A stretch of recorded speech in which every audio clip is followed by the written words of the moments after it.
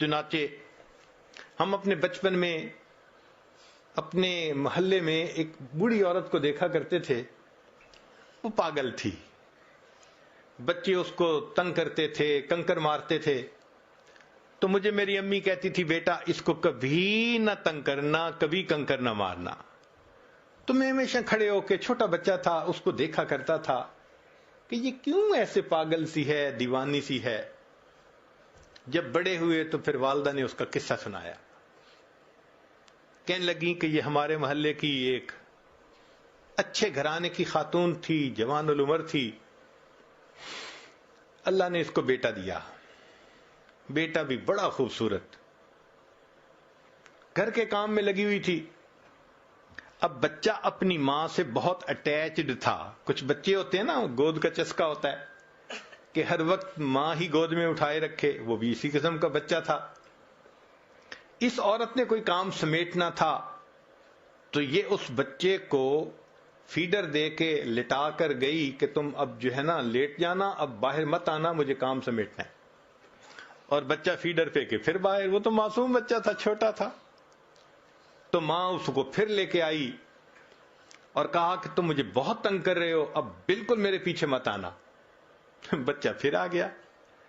اب اس کو غصہ آ گیا اور غصہ کنٹرول نہ ہوا تو یہ بچے پہ برسنے لگی. اس کو بہت سخت سست کہا, میں تجھے سلا کے آئی تھی, کیوں میرے پیچھے آ گیا, تنگ کرتا ہے مجھے, سویا سو ہی جاتا تو اچھا تھا.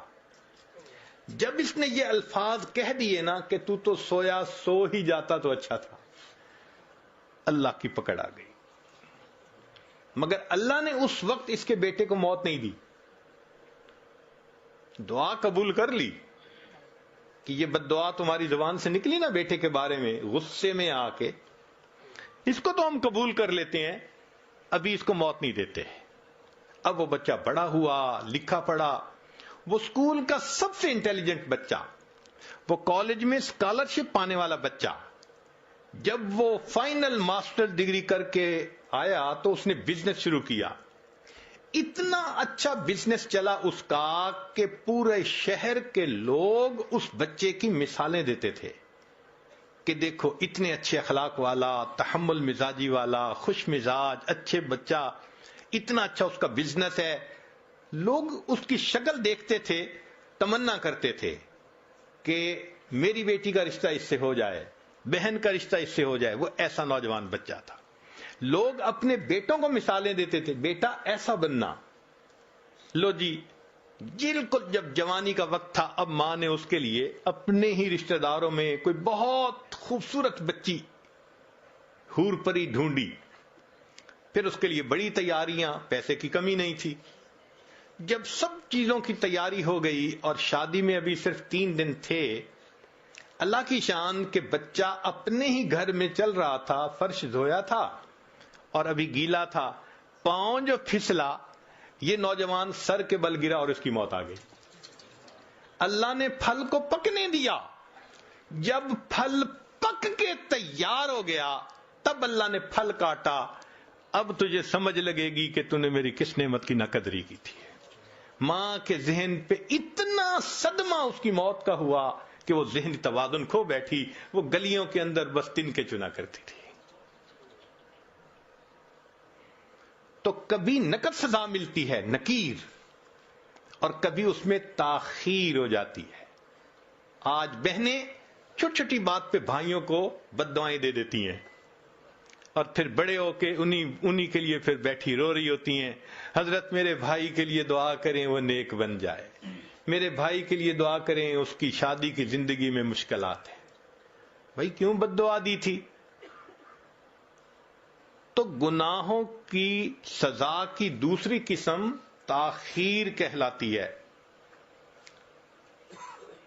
اور ایک اور بھی صورت کہ گناہ تو کیے جوانی میں, اللہ نے بڑھاپے میں بیوی کو نافرمان بنا دیا. یا اللہ, جتنی یہ اذیت ہوتی ہے نا کہ جوان اولاد ہو جائے اور وہ ماں کے ساتھ ہو, اور ماں اور اولاد سب ایک طرف اور اکیلا بوڑھا ایک طرف, اور وہ سب نافرمان ہو اس کے. جتنا بڑھاپا ذلیل خوار ہوتا ہے نا، وہ بوڑھا بتا بھی نہیں سکتا. تو بڑھاپے میں اللہ تعالیٰ نافرمان بنا دیتے ہیں اولاد کو، بیوی کو. یہ تاخیر کہلاتی ہے. ایک تیسری چیز ہوتی ہے، اس کو کہتے ہیں خفیہ تدبیر. یہ سزا ملنے کی تیسری قسم ہے کہ اللہ ایسی طرح سے سزا دیتے ہیں نظر بھی نہیں آتی اور وہ سزا مل رہی ہوتی ہے. مثال کے طور پہ بچی کا رشتہ طے ہی نہ ہونا کہیں. اب انسان سوچتا پھرتا ہے کسی نے رشتہ باندھ دیا. کون باندھ سکتا ہے؟ اللہ تعالیٰ کوئی کام کرنا چاہے تو مخلوق روک سکتی ہے؟ کوئی نہیں روک سکتا. تو ایسی طرح سے سزا ملتی ہے کہ بندہ اس کو فیل بھی نہیں کرتا کہ میرے گناہوں کا وبال ہے. چنانچہ بنی اسرائیل کے ایک عالم تھے، وہ کسی گناہ میں ملوث ہو گئے. چونکہ عالم تھے، پتہ تو ان کو تھا کہ گناہ کا وبال ہونا ہے، تو گناہ بھی کرتے تھے، ڈرتے بھی تھے. گناہ بھی کرتے تھے، ڈرتے بھی تھے. واچ فل بھی رہتے تھے کہ پتہ نہیں گناہ کی وجہ سے میرے اوپر کیا کوئی مصیبت آ جائے. مگر نفس سے مجبور تھے، گناہ بھی کرتے تھے اور پریشان بھی رہتے تھے. 1 سال گزر گیا. 1 سال کے بعد انہوں نے دعا مانگتے ہوئے یہ الفاظ کہے کہ اللہ، میں اپنے نفس کے ہاتھوں مجبور ہو کے گناہ کرتا ہوں، تو کتنا مہربان ہے، تو نے مجھے اپنی نعمتوں سے محروم نہ کیا. اللہ نے دل میں ڈالا کہ میرے بندے تو نعمت سے محروم ہوا تجھے پتہ نہیں ہے. تو بڑے حیران ہوئے، میں کس نعمت سے محروم ہوا؟ تو پھر ان کے دل میں اللہ نے یہ بات ڈالی، جس دل سے تو نے یہ گناہ کرنا شروع کر دیا، ہم نے اس دن سے رات کے آخری پہر کے مناجات کی لذت سے تمہیں محروم کر دیا. ان کو خیال ہی نہیں تھا کہ اتنے سالوں سے مجھے کبھی تہجد میں رونا ہی نہیں آیا. تو سزا ملتی ہے مگر خفیہ تدبیر ہوتی ہے اللہ کی. ہر گناہ کی سزا ان 3 میں سے کسی نہ کسی صورت میں ضرور ملتی ہے. یا تو نکیر ہوگی، یا پھر تاخیر ہوگی، یا پھر خفیہ تدبیر ہوگی. بچ نہیں سکتے. اب اگر یہ یقین ذہن میں آ جائے کہ یہ ہو کے رہنا ہے تو پھر انسان گناہوں سے بچے گا. ایک نکتے کی بات ذہن میں رکھیے کہ جب انسان پر اللہ کی نعمتوں کی بارش ہو اور انسان پر گناہوں کے راستے کھلے ہوئے ہوں، یہ خطرے کی گھنٹی ہوتی ہے.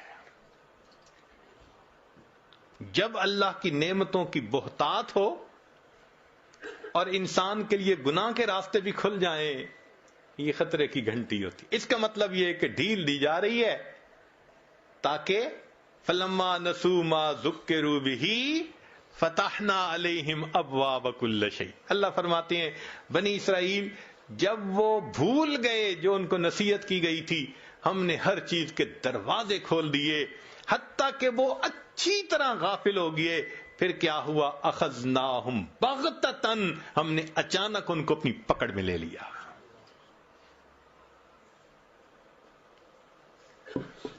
ہمارے اکابر نے لکھا ہے کہ انسان اپنے دل کو دیکھے تو خود ججمنٹ کر سکتا ہے کہ دل منور ہے یا دل سیاہ ہے. یہ بہت آسان کام ہے. ضروری نہیں کہ ڈاکٹر کے پاس جائیں گے تو ڈاکٹر بتائے گا. اس کا لٹمس ٹیسٹ ہم خود بھی کر سکتے ہیں. مثلا دل سیاہ ہونے کی علامتیں، پہلی بات گناہ کی جھجک ختم ہو جاتی ہے. بیوی پوچھتی ہے دیر سے کیوں آتے ہیں؟ بس میں آتا ہوں، میرا کام ہے. تم کیوں پوچھتی ہو؟ تمہارا کیا واسطہ ہے؟ وہ جو ایک جھجک ہوتی ہے نا دل میں، وہ ختم. اچھا کوئی کیا کر لے گا؟ بیٹا کہتے ہیں ابو کو پتہ بھی چل گیا کیا ہو جائے گا. یہ جو جھجک کا ختم ہو جانا ہے، یہ پہلی نشانی ہوتی ہے دل کے سیاہ ہونے کی. اچھا کوئی میرا کیا بگاڑ لے گا؟